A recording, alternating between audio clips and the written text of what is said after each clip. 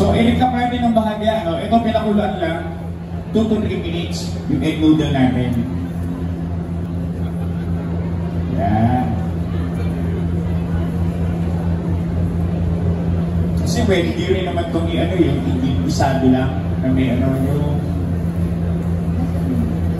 mga lakot nyo, yung ising with canton. Yan, pinatitigim lang muna natin yung ano, ating palabok. Canton palabok. Spinning po yan Okay ba? Ano, CJ?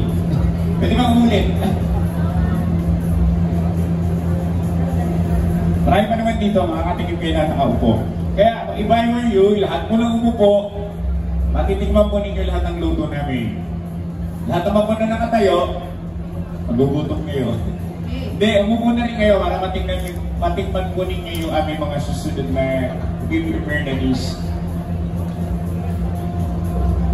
Mag-igisa na tayo, bawang sibuyas. Balik tayo sa ating egg noodle. Anong tawag mo rito siyempre sa ating egg noodle? Anong particular? Egg noodle bagopo. Egg noodle cooked in bagopo. Stir fry. Stir fry. Bagoong po gagamitin natin dito siyempre nagtataka kayo, bakit ang noodle lalagyan ng bagong alamang? Di ba, kakaiba? Usually sa mga gulay lang yan, matipong gano'n, di ba? Pero ito, nag-develop po kami na kung saan uubra talaga yung bagoong sa ating egg noodle. Matitikman po ninyo. Tapos from there, pwede nyo masundan kung paano po siya iniluto.